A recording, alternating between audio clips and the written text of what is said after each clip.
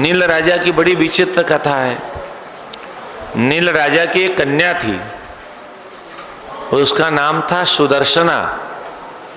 ये नील राजा बड़े बड़े यज्ञ करते थे और यज्ञ करने पर एक बार अग्नि देवता ने, अब देखो देवताओं की भी कैसी लीला है, इनकी पुत्री को अग्नि देवता ने देखा तो इनकी पुत्री पर रीझ गए और अग्नि देवता कहते हैं इससे तो मैं विवाह करूंगा, राधे राधे।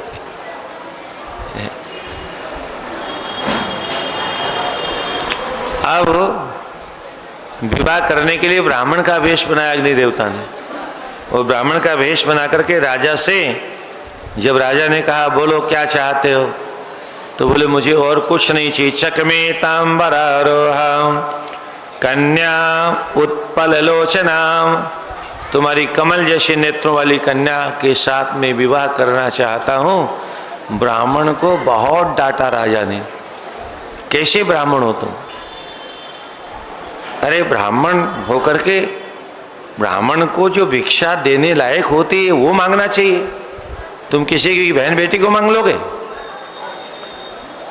भाग जाओ यहां से। ब्राह्मण हो इसलिए मृत्यु दंड दे नहीं सकता, चले जाओ अपनी इज्जत लेकर के। तब अग्नि देवता नाराज हो गए और नगरी में आग लगा दी। राधे राधे। नगरी में जब आग लग गई तब घबरा गए राजा, बोले क्या हुआ? अरे अग्नि से तो मेरी मित्रता थी, मैं तो अग्नि में ही आहुति देता हूँ, फिर मेरे ऊपर अग्नि नाराज क्यों हो गए? और तब पुरोहित ने बताया महाराज ये अग्नि देवता लगता है वही ब्राह्मण हैं जो कन्या मांगने आए थे, आप इनका विवाह कर दो तब तो बच जाओगे, अन्यथा सब स्वाहा हो जाएगा। और तब राजा ने प्रेम से विवाह कर दिया, पर एक शर्त लगाई। क्या? आप मेरे राज्य की हमेशा रक्षा करेंगे, क्योंकि आप रक्षा करेंगे तो फिर मेरा राज्य सुरक्षित रह जाएगा। ये जब यज्ञ करते थे तो आग जब कभी बुझ जाती थी तो ब्राह्मण बहुत प्रयास करते थे तब भी नहीं जलती थी। ये छोटी सी बालिका थी, ये जब फूंक मारती थी तो अग्नि जल जाती थी। इतना प्रेम था सुदर्शना के साथ में अग्नि देवता का। अब सहदेव जब आकर के इनके राज्य के पास आए तो अब तो लगा युद्ध होगा, तो अग्नि देवता को तो ठेका दे रखा था नगर की रखवाली का, तो सहदेव की सेना जलने लग गई। अग्नि का चारों तरफ ऐसा पहरा था कि सहदेव की सेना जब जलने लग गई तो सहदेव ने कहा ये तो कोई चमत्कार है, और तब समझ में आया ये तो अग्नि का चमत्कार है। सहदेव ने एक छोटा सा स्तोत्र अग्नि की प्रार्थना के रूप में अर्पण किया। त्वदर्थोऽयं समारंभ कृष्ण वर्तमन नमोस्तुते मुखम तमसि देवानम यज्ञस्तमसि पावक। हे भगवान, आप तो अग्नि के मुख हो और अग्नि के मुख में स्वाहा स्वाहा करने के लिए ही मेरे भाई साहब यज्ञ करने वाले हैं, तो आपको तो प्रसन्न होना चाहिए, आपको तो सहायता करनी चाहिए। आप तो उल्टे नाराज हो गए, आप तो सेना को जला रहे हैं, आप शांत हो जाओ। पावनात् पावकश्चास्मि बहनात् हव्यवाहनः। एक नाम है आपका पावक, पावक माने पवित्र करने वाला अग्नि, तो आप तो पवित्र करने वाले अग्नि हो, इसलिए आपका नाम पावक पड़ा है।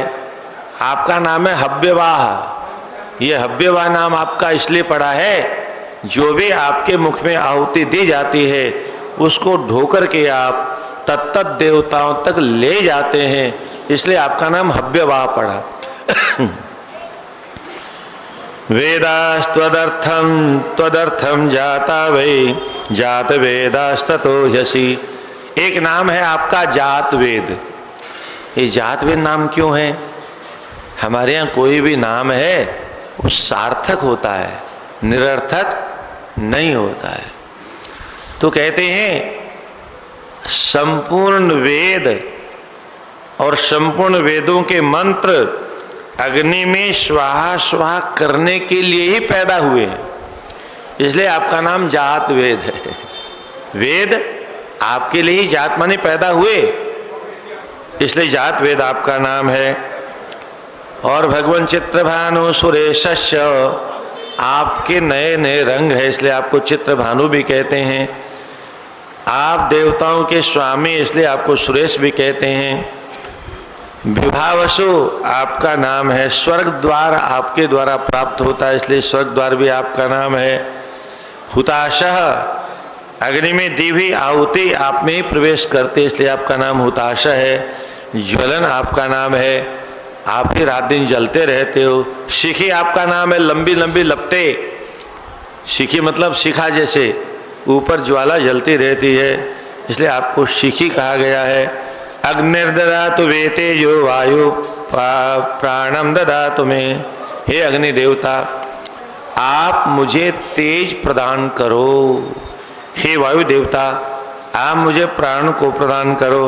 हे पृथ्वी आप मुझे बल की बल प्रदान करो। शिवम चापो दिशन्तु मे, हे जल देवता आप मेरा कल्याण करो। इस प्रकार से ये अग्नि देवता की स्तुति की। आप सब आप ही हो, जल के रूप में, वायु के रूप में सब आप ही के नाम हैं। अग्नि देवता प्रसन्न हो गए और यहाँ पर कुछ समय तक धरना भी दिया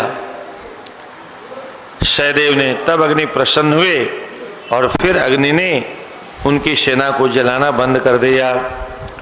और उसके बाद सहदेव दक्षिण में समुद्र तट पर पहुंच गए।